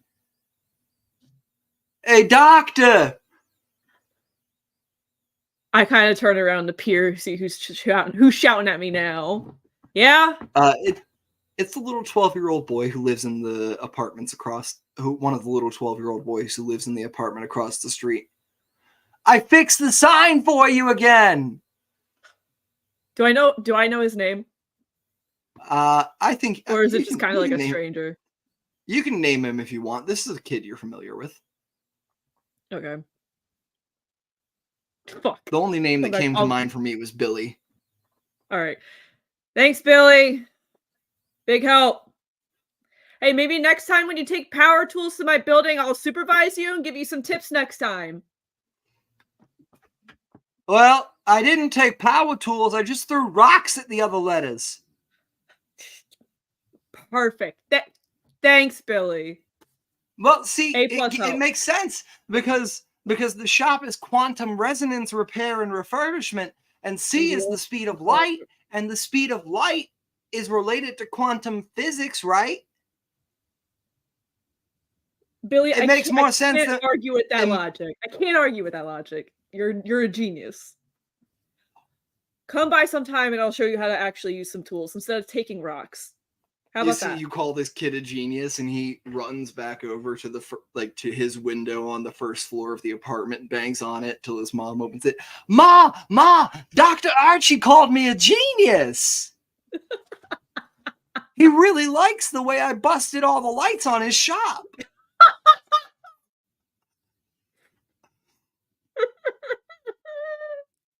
Billy, you did what? I kind of just like dip back in before I hear any other argument ensue from across the street, because I am not going to witness any of that. Yeah, go ahead and take a little narrative control here. Let us know what the inside of Edric's Quantum Resonance Repair and Refurbishment looks like. So the way I see it, it's kind of like this open floor plan where there's a little lobby, there's a counter, but behind the counter you can openly see everything that's happening. Like there's like lifts, there's like a bunch of tools scattered across the shike. Almost kind of looks like there's too much disorganized, organized chaos going on. Like you got power tools just laid around, you've got like wires strewn about, there's no space, no set space for everything, but Archie knows where everything is. Yeah. And Archie, you're the only employee here at Edric's Quantum Resonance Repair and Refurbishment. But you do have a helper. I do. And what do you think your helper's working on right now? Something he's not supposed to be working on. I know for a fact he's not supposed to be touching it. Yeah, you look over and you see Dale working on the mini fridge that he keeps under his desk to keep his oil cool. Because as Dale, you and I know, Dale is not an employee. He's not an employee. He's your thesis project. Yep. The only thing I have to my name from the fucking doctorate at this point. Go ahead and describe Dale for us. Dale is about, I want to say, 4.5 feet tall. Mostly mixed parts at this point, because over the years he had like Archie's arm, he has there have been parts that broke, parts that have come off, parts that have needed improvement, but since components cost money, that's something Archie never has, so he's got to kind of scrap for it. So it's just mixed unmatching metals, just his arm, a bunch of loose wires, loose panels, rusty bolts, you name it. Dale's original little chassis, piece of shit. Yeah, Dale's original chassis is quality work, quality material, everything, because it was funded by the university. But as you've had to repair bits and pieces of Dale over the years, he's been replaced with the scraps that you pull off the machines that come into your shop. Yeah. It's, oh, well, this cable's not quite bad yet, so I could use this for Dale right now. It's still got some use to it. Like, it's still got some good parts on it. Why am I going to throw away perfectly good loose wire when it still, can work? We actually see in Archie's shop here, there is a full, wraparound shelf. There are 3 full levels of wraparound shelf. The top one is reserved for Archie's. Well, I can't throw it out yet because it could still work gear. And I think Archie has a fully functioning 1990s fax machine up there. 100%. Fully functional, but he does not know how to use it. It just goes off when it wants to go off. No, yeah, it goes off when it wants to go off. The last fax that you got was, "Dear Emmeline, I am so sorry to inform you that Google has not yet had its initial public offering, so you are unable to buy shares at this time." And it's just that same fax, going off and off and off and off. Yeah, you can tell that somebody sent this fax 90 times by accident, and whenever a solar storm blows through with enough power to just break a little bit through the shell, the machine gets a little bit of connectivity, and prints a new one out. Dale. Yes, Dale. Archie? Yes? What the fuck are you doing now? Fixing my oil fridge. What's wrong with your oil fridge? I went to oil myself earlier, and the oil was 37.3 degrees. And? I prefer it at 37.8. My fucking God. Not this fucking shit again. Dale? How many times do we have to have this talk that you can't fuck with things when I'm out of the office? Oh, is that because you're the boss? This fucking piece of shit. Yes, I'm the boss, Dale. Pay me then. Fucking hell. Dale, when I start making money, maybe I'll start giving you some money, all right? But until then, I'm just as fucking poor as you are.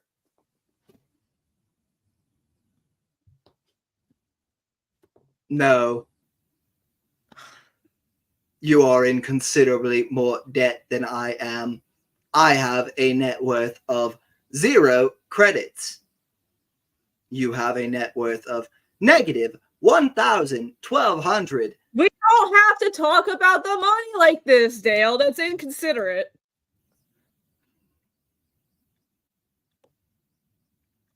Who programmed I that? have learned from the fax machine that in the 1990s, minimum wage was $7.25 per hour. In today's currency, that is worth 0.00000001 credits per hour. Yeah, inflation's a bitch, isn't it, Dale?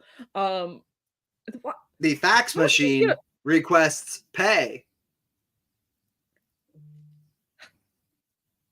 So do I, Dale. But we're not going to get what we want now, are we? No. No, we are not. Are we? Do I need to give you a tune-up on your attitude chip? Dale tilts his head to the side, and you see a gasket blows in his neck, and it's kind of stuck there like that. Oh no, I seem to have made an error. By which Oh, I mean no. you made an error as my creator. Do you also need a tune-up on your attitude programming? 'Cause I'll give you one of those too.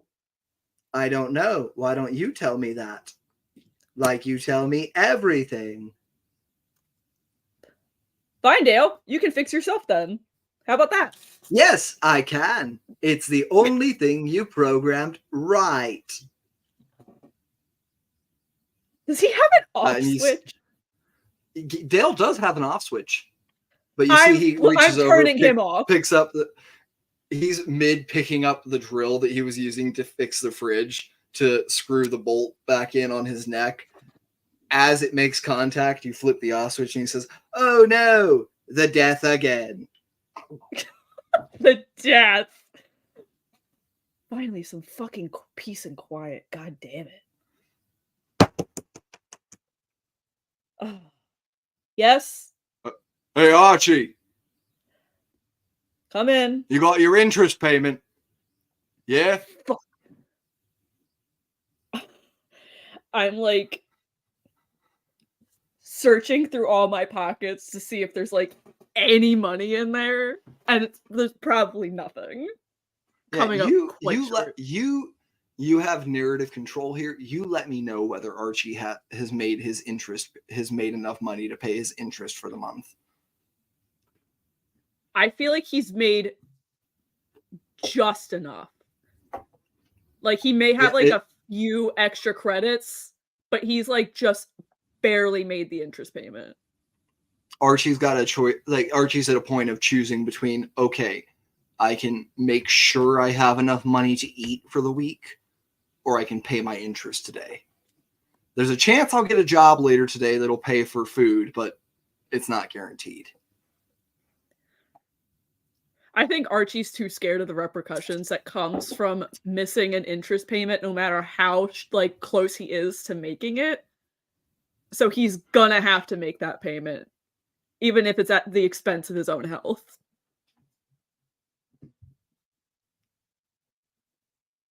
All right, coming in. Hey, yeah, no, I have it. And you I have it. see, turning sideways to fit through the door is your partner / loan provider, Gil. Gil is a overtouched human, just about Archie's height, and about 4.5 of Archie wide in all directions. Hey, Big old. Gil. This isn't even a beer belly. This is a like hooch belly at this point. Amazing. Yeah, no, Gil. Yeah, I have the payment. I can definitely make it. Yeah, I got it. Are you sure? Because you could always do a job. What kind of job are we talking about? Like, are we talking about like hey, I got a like loose part on this guy's like cybernetic leg, or is it a job? Well, if we just had a loose part on a guy's cybernetic leg, I'd send him to you anyways. Yeah, you would. Yeah. Yep. All right. What's the job, Gil? So, you heard about the outreach program the Synarchy's doing, yeah? I've heard like bits and pieces, just overhearing what people have to say. Yeah, giving chips out to the lower levels in exchange for swearing to the Synarchy. Yeah, I've heard rumors. That's all they really have been, rumors. You can't take much to it. We got something a little more firm than rumors. Interesting. We know where one of the Lev's going to be carrying the chits. Okay. I can work with that. Where is it going to be? Well, fortunately for you, it should be in a neighborhood you know pretty well. You know the old scrapyard down on 7, yeah? Fuck. Yep. I'm familiar with the scrapyard. Mm-hmm. Yeah, I thought you might be. It's going to be passing by there about 4:30 Friday.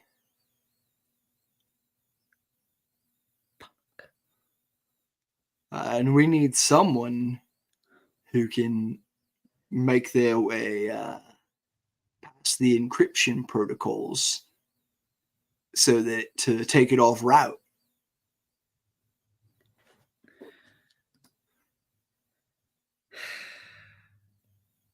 How bad I'll do you cover need me two- there?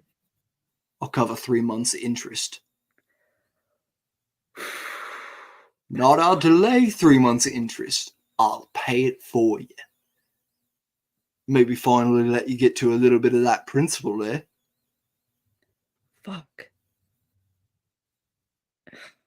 I mean, I can't say no to that, Gil. Yeah, that's what I thought, Archie. That's what I thought. Oh, by the way, sign's broken. You might want to fix that. Yeah, Not Billy great was trying to help again. Not great advertising. Oh, Billy, that little kid across the street, Yeah, fucking with punk my ass kid shop. across the street. Oh, little Yeah, punk ass kid's fucking with my shop. He's fucking with your shop, Gil. All right. Oh, a few boys stop by and have a word with his mother.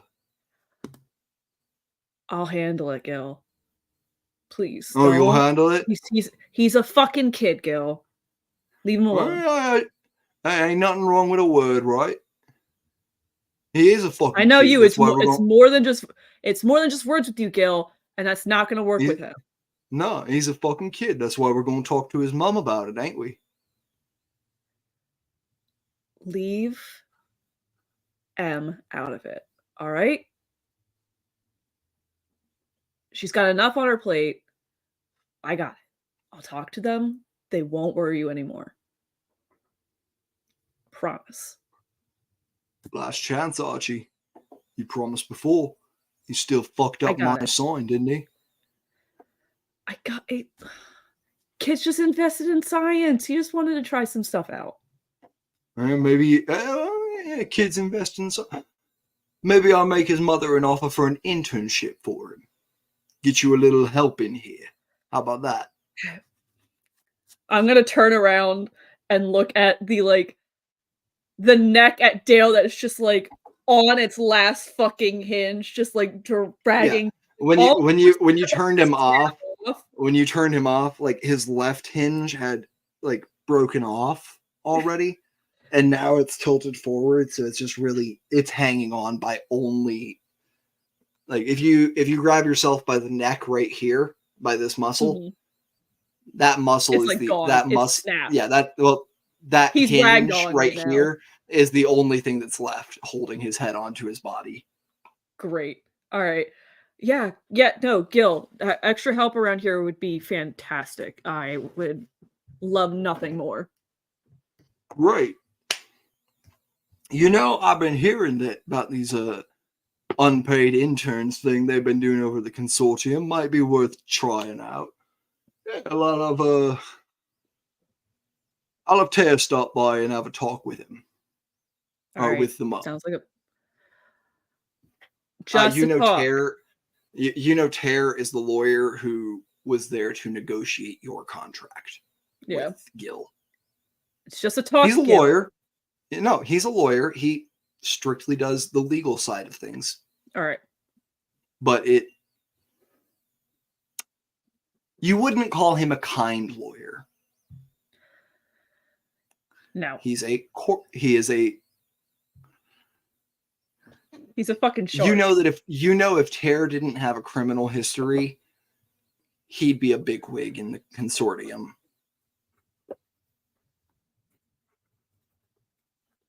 Yeah, definitely.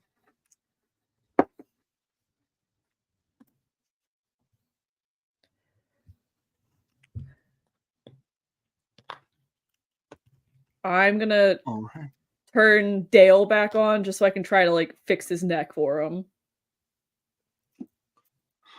because I have no choice but to get Dale's help now. Yeah.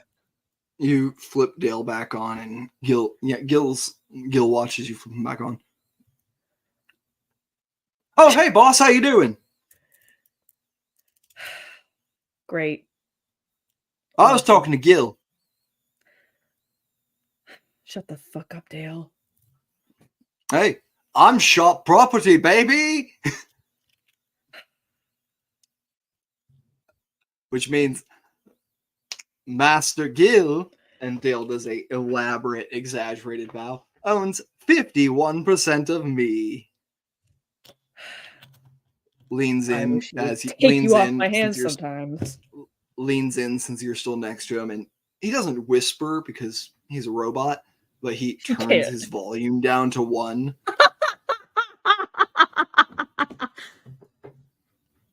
You made these choices, Dr. Archimedes.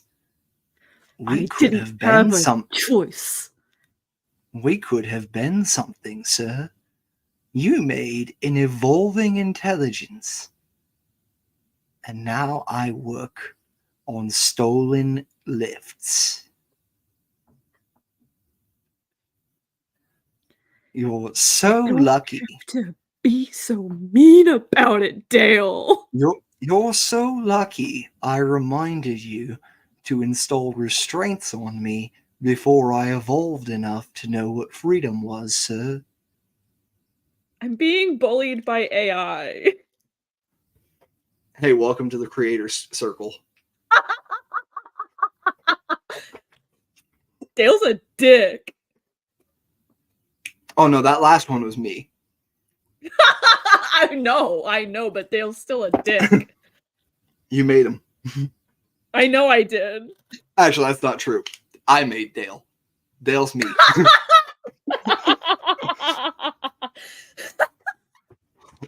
Dale's personality is 100% Chipper created.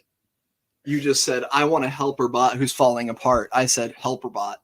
Okay, has to be smart enough to do mechanics. Has to have an intelligence score over 10. This bot hates its life. Dale is Chip's self-insert NPC confirmed. I'm sorry. Self-insert NPC. Oh, I am so sorry.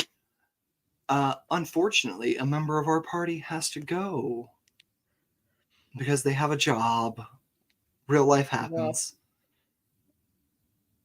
But it's okay, because at the end of this session, we'll be taking a little bit of a time skip. Goodbye, Mark Swankgedge. We will see you again in 2 weeks on the next episode of Concentricity Entering Eden. Or Concentricity Echoes of Eden. This is Entering Eden. Yep, time to adult. Bye, Vinny.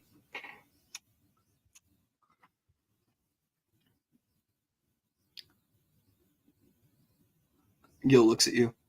Do you want me to get you a new personality chit for Dale? Like, I know we don't have the best business relationship, but I feel bad seeing Dale bully you. You know, Gil, that would be the best fucking thing to happen to me in my life. And I have a doctorate. Apparently. I like that my business partner just said apparently about their degree. It makes me feel some sort of way that I don't like. Archie didn't mean it like that. I'll He meant ignore it in the fact that, like, I'm gonna ignore it and move on. You do good work. That's all I need. yeah. Hey, Archie, I'm in the black Gil. on you. You are. You do good work. Yeah. And hey, I'll tell you what. In addition, because you're such a good friend, Archie, and because you do such good work, Yeah, Gil. in addition to paying 3 months of interest for you, I'm going to make sure you get standard cut on this job. 10%. That's a lot of money. That could, like, Yeah. Go actually. Go ahead. I'm going to have you make what I'm going to call a finance check here, Archie. This is going to be, I think, based on our discussions pre-game, Archie's not proficient in this. He's not. But this is going to be an intelligence check. Okay. Is it like just my regular intelligence modifier? Yep, just your intelligence modifier plus whatever you roll Alright, on the die. perfect. If you've got Alright. any spells or any spells or character abilities you want to throw on there, you can go ahead. That I can't give it to myself. I wish I could get potent. I will let Dale give you an engineer, give you the die, since you turned him back on. Oh, blessed. Perfect. I'm gonna need it. Okay. So 9 plus 4, that's 12, 13, plus another 3, that's a 16. 16. You start putting the numbers together. You know how much your solarium chip costs you each month? Yeah. 5 credits. And you get it from Gil because it's cheaper than getting it anywhere else unless you become a synarchist. Yeah. There's a whole lot of millimeter, like 1 square millimeter chits that'll fit in a truck. Yeah.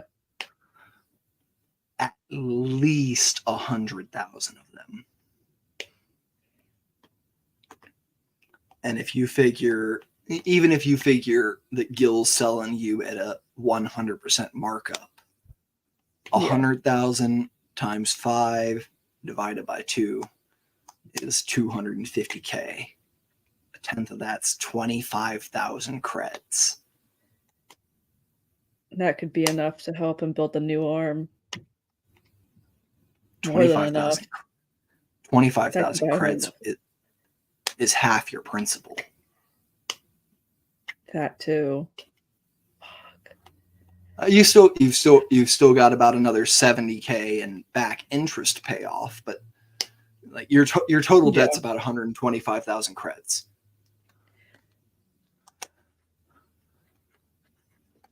All right. Yeah, Gil, you can count on me. I'll be there. And actually, you said you got a 16? Yeah. You beat the DC by more than 5, so I'll give you this. 25,000 creds is enough to build the prototype, what you would need to get a patent on the arm you and your dad designed today. Mm-hmm. And still have enough left over to build yourself a fully functional one and have an extra 5K left over for pocket money.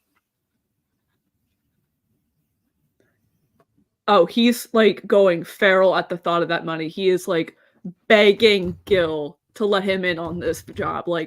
Gil, I'll fucking be there. Please, tell me whatever you need me to do, I'll be there. All right. You comfortable carrying a gun? Yeah, I can definitely, for sure. Yeah. You comfortable pulling the trigger? Archie pauses a little bit. Yeah. Yeah. No. Yeah. I can do that. That's not a problem.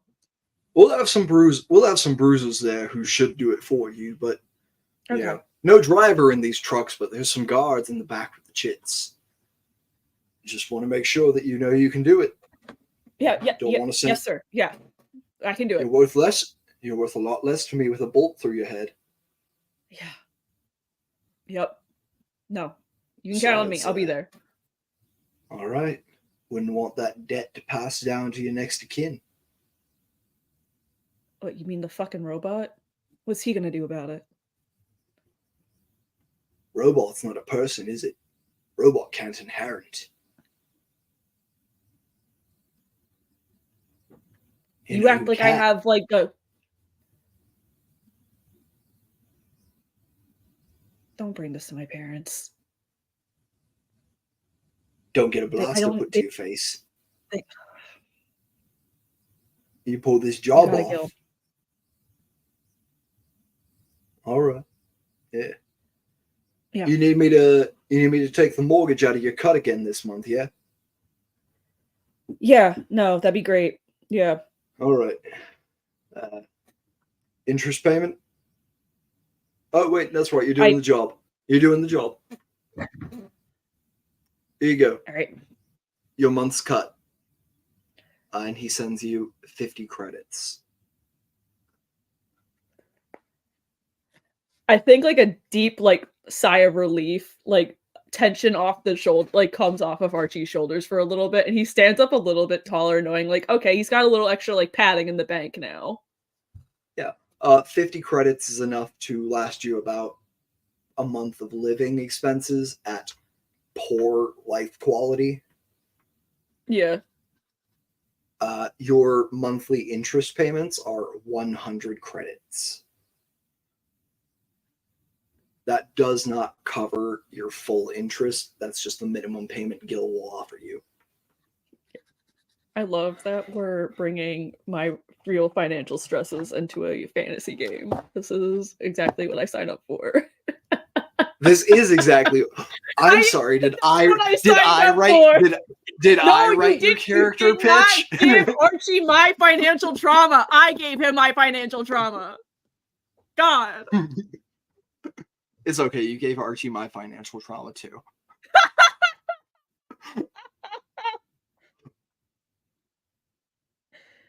Cries and poor people. Cries and poor. And then there's Aurora with 3 Cries stars. and poor when you don't actually cry because you can't afford the water that you would need to replace. God, it's too expensive. Are you kidding me? Who's got money to cry? Who's got money for water bills? It's In one this tier. economy? It's one tier. What could it cost? $10?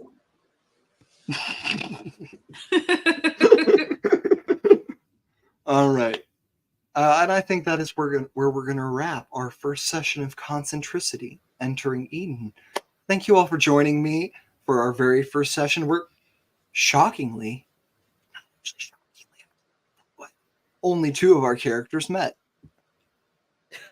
Woo. Catch us next week as we jump, or 2 weeks from now. God, I'm so used to saying next week.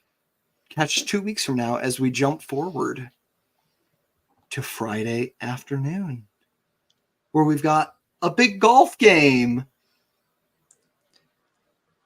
and a Grand Theft Auto.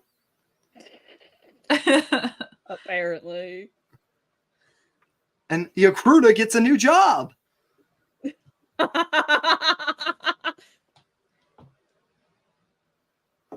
Thanks for joining us. I've been your GM Chipper. With me tonight, I have Hooli. I have Gabby Below playing the lovely Aurora Evard. And I have Maggie playing Dr. Archimedes. I've been everyone else, and I will see you in the sphere. Bye-bye. See you in the sphere.